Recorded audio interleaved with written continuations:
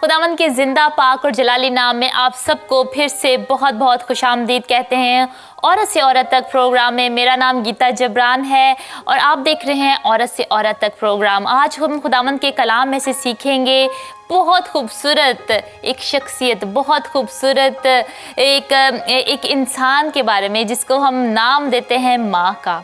उसको आप जन्म ही जब लेते हैं, इस दुनिया में आते हैं, तो सबसे पहले आप जिसको देखते हैं वो माँ ही होती है। अपनी आंखें खोलते हैं तो अपनी माँ को देखते हैं आप और माँ के ही सीने से लगना चाहते हैं। माँ एक ऐसी शख्सियत है जो हमें पालती है और हमारी परवरिश करती है।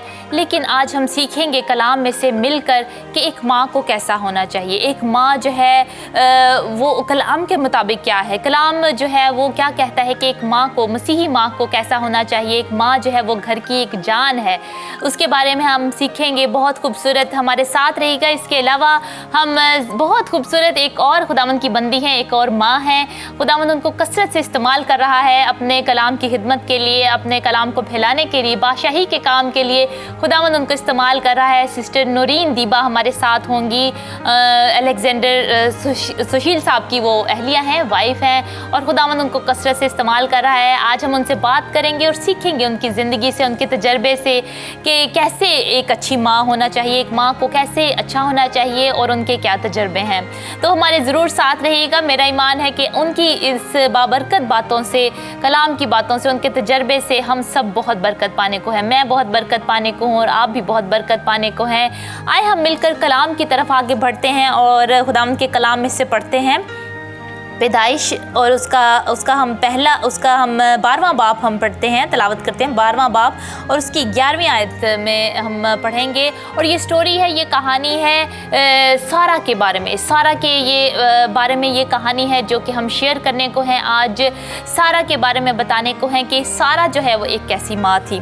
खुदावंद के कलाम में से पढ़ते हैं। और ऐसा हुआ कि जब वो मिस्र में दाखिल होने को थे तो उसने अपनी बीवी सारी से कहा कि देख, मैं जानता हूँ कि तू देखने में खूबसूरत औरत है और यूँ होगा कि मिस्री तुझे देख कर कहेंगे और ये उसकी बीवी है, सो वो मुझे तो मार डालेंगे मगर तुझे ज़िंदा रख लेंगे।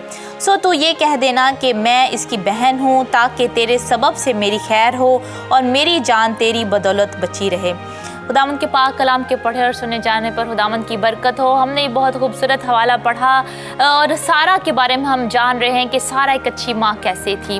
और हम अपनी ज़िंदगी में देखते हैं बहुत सारे लम्हों में कई माएँ ऐसे सोचती हैं कि वो शायद एक अच्छी माँ नहीं है, वो एक कामिल माँ नहीं है और उनमें कोई कमियाँ हैं, घाटे हैं और हम इंसान होते हुए गलतियाँ करते हैं। अपने बच्चों की शायद अच्छी हम परवरिश नहीं कभी कर पाते तो हम उस पर कोसते रहते हैं, अपने आप को हम कोसती रहती हैं, दूसरी माँओं के साथ हम कंपेयर करती हैं। तो हम सारा की ज़िंदगी से देखते हैं कि सारा एक कैसी माँ थी। सारा बहुत खूबसूरत, जैसे हमने कलाम में से पढ़ा, एक औरत थी, बहुत खूबसूरत खुदावंद ने उसको बनाया था, वो खूबसूरत थी। और इब्राहिम की, जो कि ईमान का बाप जिसको हम कहते हैं, इब्राहिम की बीवी थी। लेकिन सारा भी जो थी वो एक, सारा की जो हस्बैंड था वो एक परफेक्ट जो था वो आदमी नहीं था, एक परफेक्ट इंसान नहीं था, एक कामिल इंसान नहीं था। उसको हम मिलकर हमने पढ़ा ये इस आयत को, 13वीं आयत को, तो इसमें हमें मिलता है कि सारा, इब्राहिम जो है वो एक कामिल इंसान ना था, क्योंकि वो भी, उसने भी अपनी बहन, उसने कह दिया अपनी बीवी को कि तू मेरी बहन हो जा, और उसने अपने आप को बचाने की खातिर सारा को जो है वो मुश्किल में डालना चाहा कि सारा तू जो है वो मुझे कह दे कि तू मेरी बहन है। तो अपने आप को उसने बचाना चाहा। तो इसमें हम देखते हैं कि इब्राहिम भी जो था एक परफेक्ट, एक कामिल इंसान ना था। इसके बाद हम आगे भी चलकर देखेंगे, मिलकर देखेंगे। आए हम पहले इस बहन से बात करते हैं।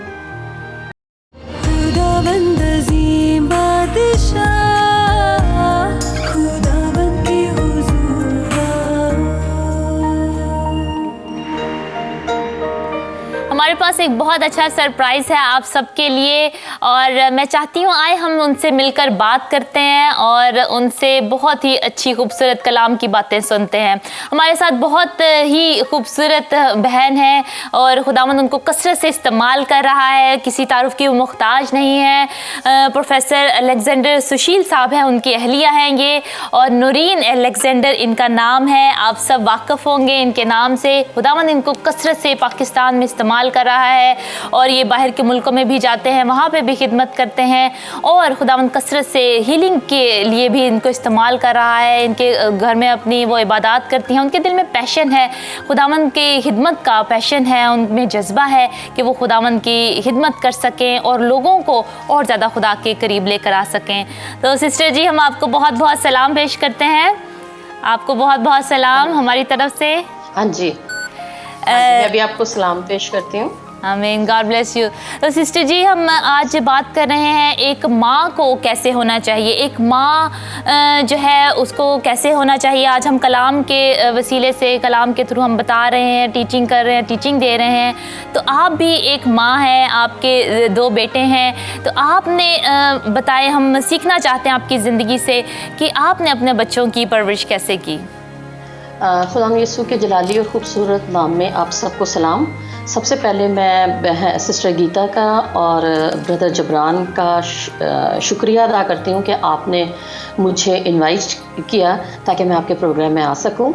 और जैसे आपने मेरे से ये क्वेश्चन किया है कि आपने अपने बच्चों की परवरिश कैसे की, तो सबसे पहले मैं आपको ये बताना चाहूँगी कि बीइंग अ प्रीचर होते हुए जब आप मैरिड होते हैं और खुदावंद आपको औलाद जैसी नेमत देता है, तो आपको बड़े ट्रायल्स में से, बड़ी डिफ़िकल्टीज़ में से गुज़रना पड़ता है। और जबकि आम लोग ये समझते हैं कि प्रीचर्स की लाइफ बहुत सिंपल है, लेकिन मैं आपको अपना एक्सपीरियंस थोड़ा सा आपके सामने ये शेयर करूँगी कि जब हमने ये 1990 में हमने लैम्प फेलोशिप का आगाज़ किया, तो शुरू से ही जब हमने मीटिंग का स्टार्ट लिया तो बहुत ज़्यादा लोग आना शुरू हो गए और हमारे घर में इस कदर रश होता था कि सुबह भी और रात को भी बहुत ही ज़्यादा, कि रात को भी टाइम से हम कभी भी नहीं सोए थे। और कुछ एक गलती हमने बहुत बड़ी की बच्चों की परवरिश में। उस वक्त बच्चे बहुत छोटे थे, एक 1 ईयर का था, दूसरा 2 ईयर्स का था, और सारा वक्त घर में हमारे बहुत ज़्यादा रश रहता था।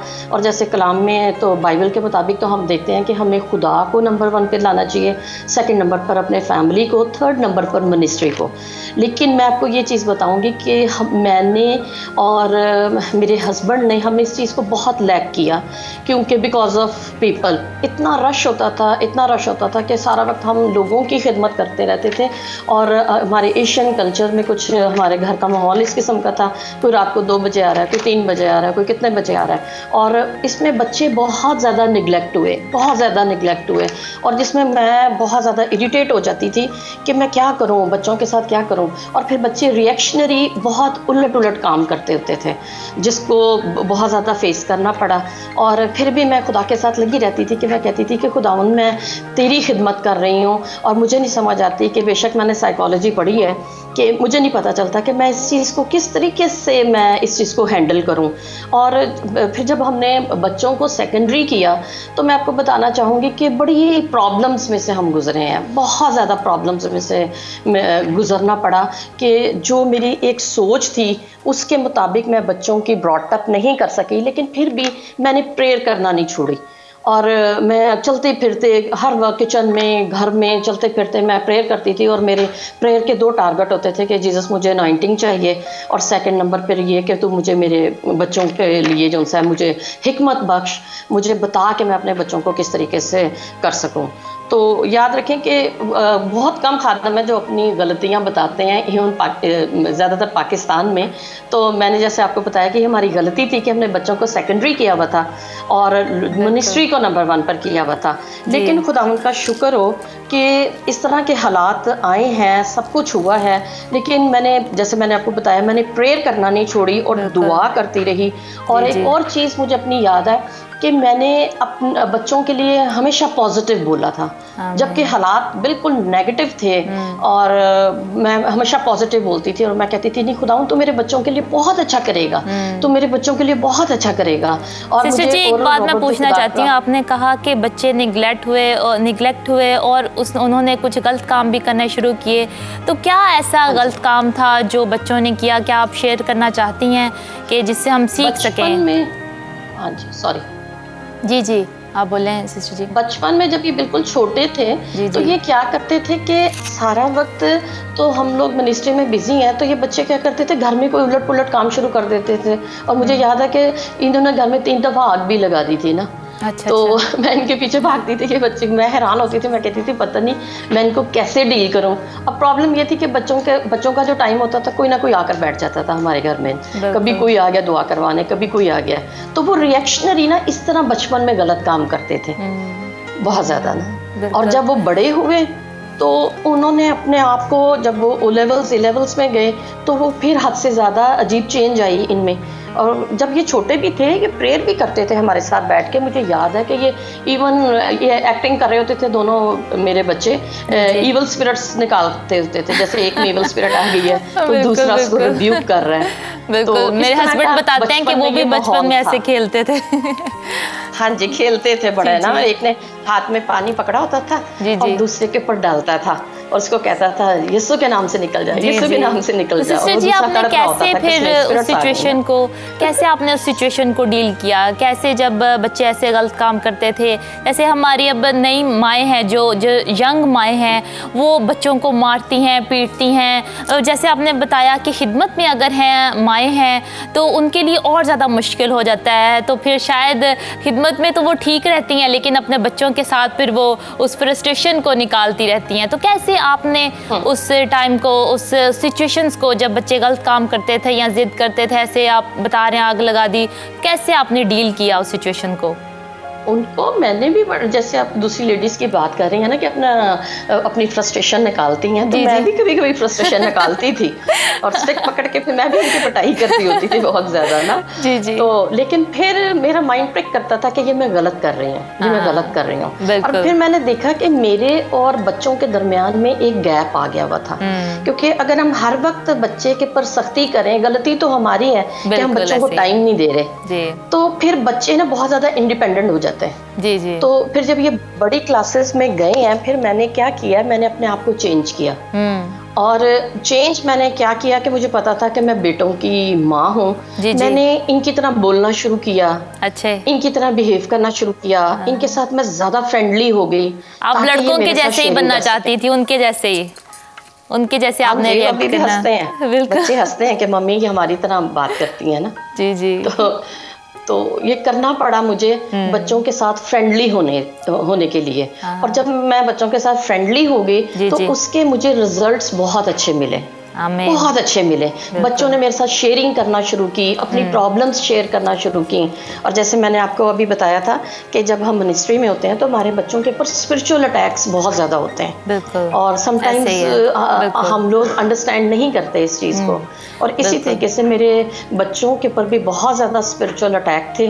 और खुदावंद ने मुझे ये ब्लेसिंग दी है कि मुझे आने वाली बातों का पता चल जाता है, पास्ट का पता चल जाता है। तो कुछ ऐसी चीजें ठीक कह रहे हैं आप, क्योंकि जो लोग फ्रंट लाइन पे होते हैं उनको ज़्यादा मुश्किलों का सामना होता है, उनको ज़्यादा परेशानी आती हैं, ज़्यादा आजमाइशें आती हैं, उनके बच्चों पे भी आती हैं।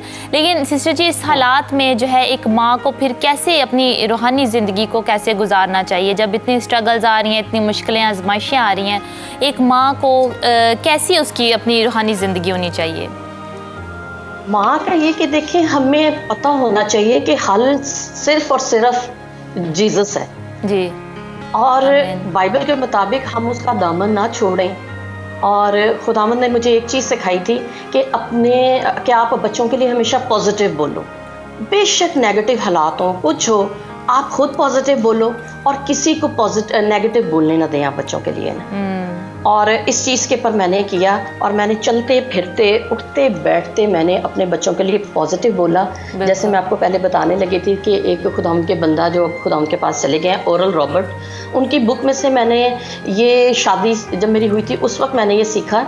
उनकी बुक में एक सेंटेंस था, something good is going to happen in my life. आमीन। और मैं अपने बच्चों, अपने लिए भी बोलती थी, मैं जगह जगह पे लिखती थी, कॉपीज पे, पेजेस पे मैं इतना लिखती थी, something good is going to happen in my life, something good is going to happen my son's life. और ऐसे इस तरह मैं बोलती थी, और खुदावंद के नाम को जलाल मिले कि खुदावंद ने मुझे उसके रिजल्ट्स दिए हैं। और अब मैं खुदावंद का शुक्र करती हूँ, मेरा बड़ा बेटा है वो मिनिस्ट्री में है, और उसने इतनी बड़ी जॉब उसने छोड़ी है, और इतनी अच्छी उसकी अर्निंग थी। वो सोशल मीडिया का काम कर रहा था, और कहता था मामा मेरा माइंड प्रेक करता है कि ये काम गलत है और मैं सही तरह से खुदा का काम नहीं कर सकता, मैं प्रेयर नहीं कर सकता। और फिर एक टाइम आया कि उसने इस चीज़ को छोड़ दिया, कहता मामा कोई फ़र्क नहीं पड़ता, मुझे पता मेरी ज़िंदगी में बहुत अच्छा होगा।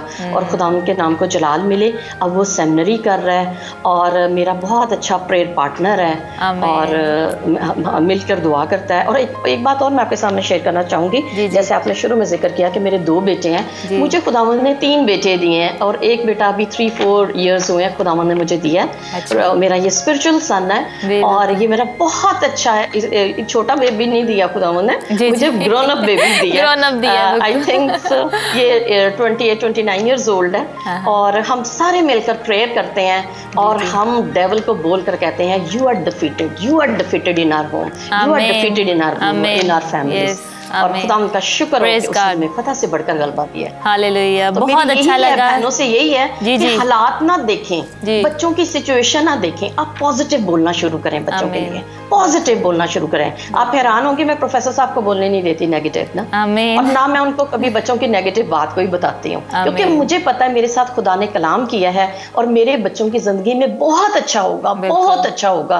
और अभी कल ही मैं प्रेयर कर रही थी, तो मेरे एक पार्टनर ने फोन पे उसने प्रॉक्सी की, और कहते हैं कि खुदावंद मुझे कह रहा है कि आप दूसरे बेटे के लिए थोड़ी सी टेंस हैं, तो आप उसके लिए आपने प्रेयर नहीं करनी, आपने सिर्फ थैंक्स गिविंग करनी है। और मैंने वैसे ही करना शुरू कर दिया है, और आने वाले दिनों में हम उसके रिजल्ट्स देखेंगे। आमीन, प्रेज गॉड। बहुत खुशी हुई सिस्टर जी आपसे बात करके, हमने बहुत सीखा कि माँओं को पॉजिटिव बोलना चाहिए। अगर इसका मैं कंक्लूजन निकालूं, इसका नतीजा सारी बात का निकालें, तो हमें अपनी माँ होते हुए अपने बच्चों के लिए अच्छे अल्फाज, पॉजिटिव अल्फाज बोलने चाहिए जो कि पॉजिटिव हों, और ख़ुद को भी माँ को पॉजिटिव रहने की ज़रूरत है कि ज़्यादा डिप्रेशन का शिकार ना हो, बल्कि माएँ जो हैं वो खुद जो हैं वो पॉजिटिव रहें, फिर वो अपने बच्चों के लिए पॉजिटिव बोलें।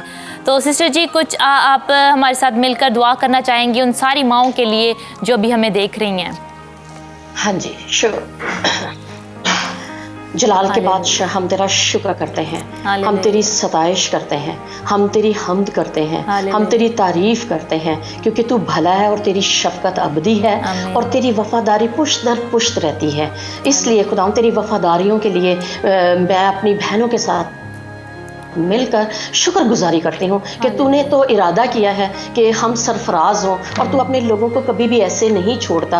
और जीसस तेरे बड़े अच्छे प्लान्स हैं हम सारी माँओं के लिए, क्रिश्चियन खुदावंद जितनी भी बहनें अभी खुदा उनकी बंदियाँ, और जो क्रिश्चियन नहीं भी हैं, जो भी सुन रही हैं, जो तुझे कबूल कर लेता है, तेरे बहुत अच्छे प्लान्स हैं उनके लिए, और तू उनको प्रॉस्पर देखना चाहता है, तू उनको रूह से भरा हुआ देखना चाहता है। मैं तेरी खादमा होते हुए अपनी बहनों को यीशु नासरी के नाम से ब्लेस करती हूँ, तेरी ब्लेसिंग उनकी ज़िंदगी में आए, तेरी पॉजिटिविटी उनकी ज़िंदगी में आए, कि ये अपने बच्चों के लिए हमेशा पॉजिटिव बोलें, बहनें प्रेइंग हो जाएं, ये हालात की तरफ ना देखें, ये सिचुएशन की तरफ ना देखें, बल्कि तेरी तरफ देखें, क्योंकि जब हम तेरी तरफ देखते हैं तो हमें फतह नजर आती है, और जब हम हालात की तरफ देखते हैं तो हम डूबने लगते हैं। जीसस सारी बहनों को ये फजल बख्श कि जीसस ये हालात की तरफ ना देखें, बल्कि रोज तुझे तकती जाएं, रोज तेरे चेहरे की तरफ देखें, रोज तेरे चेहरे में महब होती जाए, क्योंकि तेरे कलाम में लिखा है आसमान की बादशाही की तलाश करो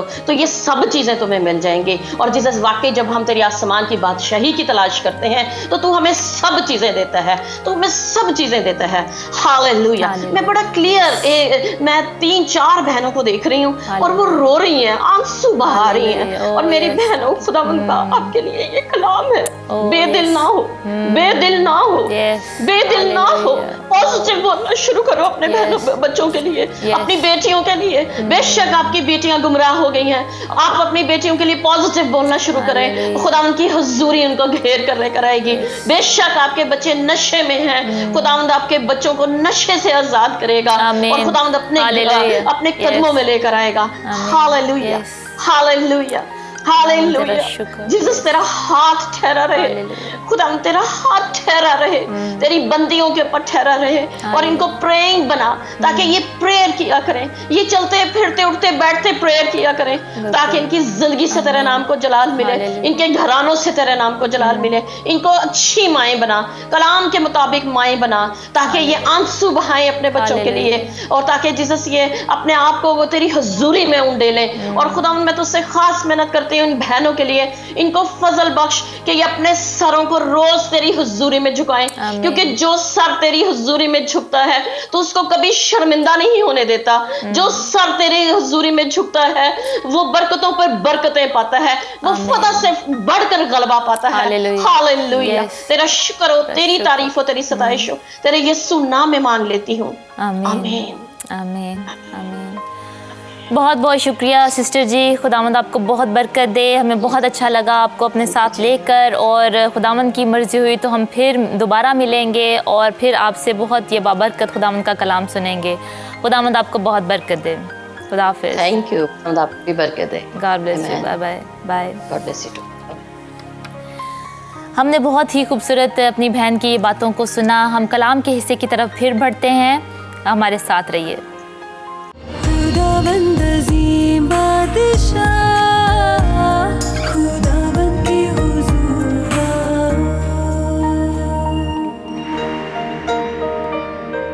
मज़ीद मालूमात और राब्ते के लिए आप हमारे Facebook page women to women को लाइक कर सकते हैं। अपनी दुआया दरख्वास्त और गवाही देने के लिए राब्ता करें हमारे ईमेल wtw@canaltonasia.com और फ़ोन नंबर 004670581945। हमने बहुत खूबसूरत इस बहन से बात की जो कि खुदावंद की खादमा है, अजीम खादमा है खुदावंद की, खुदावंद को कसरत से इस्तेमाल कर रहा है। इनकी बातों से, इनके कलाम की बातों से हमने बहुत सीखा मिलकर कि एक माँ को, मुझे और आपको, हमें कैसा होना चाहिए। उनके तजर्बे से हमने सीखा कि बेशक हम खिदमत भी करती हों लेकिन हमें अपने बच्चों की अच्छी तरबियत करनी है, उनको पहले फोकस रखना है। खिदमत को पहले, जैसे उन्होंने बताया सिस्टर जी ने, कि पहले हमें खिदमत को फोकस रखना है और बाद में अपने बच्चों की अच्छी तरबियत करनी है। जैसे कलाम कहता है कि अगर तू सारी दुनिया को पाले और अपनी ही जान का नुकसान उठाए तो तुझे क्या फ़ायदा। हम बहुत सारे लोगों में घिर के और अपने ही बच्चों की हम परवरिश अच्छी ना कर पाएँ तो हमें क्या फ़ायदा। तो हम आगे कलाम की तरफ बढ़ते हैं और जानते हैं और खुदावंद इस सारा की ज़िंदगी से हम सीखते हैं और ज़्यादा कि और क्या था। हमने जाना पहले मिलकर कि सारा एक बहुत खूबसूरत औरत थी, फिर लेकिन ये जाना कि उसका जो उसके जो हस्बैंड है, उसका जो शोहर है, वो कामिल ना था। और दूसरा पॉइंट जो मैं शेयर करना चाहती हूँ, आपके साथ बांटना चाहती हूँ कि उसका जो उसकी फैमिली जो थी वो परफेक्ट नहीं थी। कई दफ़ा हम सोचती हैं, जैसे पहले पॉइंट मैंने डिस्कस किया कि हम हस्बैंड जो चाहती हैं, अगर अनमैरिड हैं लड़कियाँ तो वो चाहती हैं कि परफेक्ट हो हमारा हस्बैंड, जो है उसमें ये भी हो, ये भी हो, ये भी हो। लेकिन अगर आप ये सोच रही हैं ऐसा तो आप एक बुत को बना रही हैं, क्योंकि कोई इंसान जो है वो कामिल नहीं हो सकता, परफेक्ट नहीं हो सकता। ऐसे ही हम दूसरा पॉइंट मिलकर देखते हैं कि उसका एक जो ख़ानदान था उसका, वो भी परफेक्ट नहीं था। हम मिलकर पढ़ते हैं, देखते हैं पैदाइश उसका 21वां बाब और उसकी 21वां बाब और उसकी हम पढ़ते हैं आगे 12वीं आयत को हम तलावत करते हैं। और खुदा ने इब्राहिम से कहा कि तुझे इस लड़के और अपनी लोंडी के बायस बुरा ना लगे। जो कुछ सारा तुझसे कहती है तू उसकी बात मान, क्योंकि इसहाक से तेरी नस्ल का नाम चलेगा और इस लोंडी के बेटे से भी मैं एक कौम पैदा करूँगा, इसलिए कि वो तेरी नस्ल है। तब इब्राहिम ने सुबह सवेरे उठकर रोटी और पानी की एक मशक ली और उसे हाजरा को दिया, और बल्कि उसे उसके कंधे पर धर दिया और लड़के को भी उसके हवाले करके उसे रुखसत बरकत दिया। इस कलाम के वसीले से खुदावंद आपको बरकत दे। और हमने इसमें सीखा इस कलाम में से कि ये जो लम्हा था ये इब्राहिम के लिए आसान ना था, क्योंकि वो भी उसका बेटा था। वो बेशक हाजरा में से हुआ था, लेकिन वो उसकी नस्ल थी। और खुदावंद ने भी कहा, इब्राहिम से वादा किया कि मैं इसकी नस्ल को भी बहुत बढ़ाऊंगा। लेकिन इस फैमिली में इस वक्त हमें इस ख़ानदान में दुख नज़र आ रहा है। सारा भी जो है वो इब्राहिम से कहना शुरू हो गई कि नहीं, ये मुझे तंग करती, ये मेरी बात नहीं मानती, ये मुझे हकीर जानती है अब, क्योंकि ये समझती है कि मेरे औलाद हो गई है और तेरे औलाद नहीं हुई, तो ये मेरी इज्जत नहीं कर रही। उस फैमिली में हम देखते हैं कशमकश आनी शुरू हो गई। तो वो भी एक ख़ानदान जो था वो एक कामिल ख़ानदान नहीं था। उस ख़ानदान में भी गमियाँ आई, उस ख़ानदान में भी गम था, उस ख़ानदान में दुख थे। और हम देखते हैं कि हर वक्त जो है आपका ख़ानदान जो है वो खुशी नहीं रह सकता। खुशियाँ भी आती हैं ज़िंदगी में और गम भी आते हैं। इस पॉइंट से हमने, ये तीसरे पॉइंट से हमने सीखा कि सारा का जो ख़ानदान था वो भी एक कामिल ख़ानदान ना था। आगे हम मिलकर देखते हैं और सीखते हैं कि जो चौथा पॉइंट है वो ये है कि उसका अपना ईमान जो था वो भी कामिल ना था। उसका अपना ईमान जो था सारा का वो कामिल नहीं था। हम देखते हैं मिलकर 21वां बाब, पैदाइश 21 बाब और उसकी 6ठी आयत में हम पढ़ते हैं। और सारा ने कहा, खुदा ने मुझे हंसाया और सब हंसने वाले मेरे साथ हंसेंगे। और ये भी कहा कि भला कोई इब्राहिम से कह सकता था कि सारा लड़कों को दूध पिलाएगी, क्योंकि उससे उसके बुढ़ापे में मेरे एक बेटा हुआ। सारा का जो अपना ईमान था उसका स्ट्रॉन्ग ना था। जब खुदावंद ने जो है इब्राहिम से बात की, उस इब्राहिम से कलाम किया कि तेरे बेटा होगा, सारा उस बात को सुन रही थी और सारा अपने दिल में हंसी। सारा हंसी कि कैसे ये हो सकता है कि जब मेरा खामन भी ज़ईफ़ हो चुका है तो ये कैसे हो सकता है। लेकिन खुदावंद को ये बात पसंद ना आई कि सारा तू क्यों हंसी है। और कलाम में आगे लिखा है, पढ़ते हैं हम कि खुदावंद ने कहा कि क्या खुदावंद के लिए कोई काम मुश्किल है? खुदावंद के लिए कोई काम भी मुश्किल नहीं। और उनके बेटा हुआ, उनके इसहाक हुआ और उनको खुदावंद ने बहुत बरकत दी।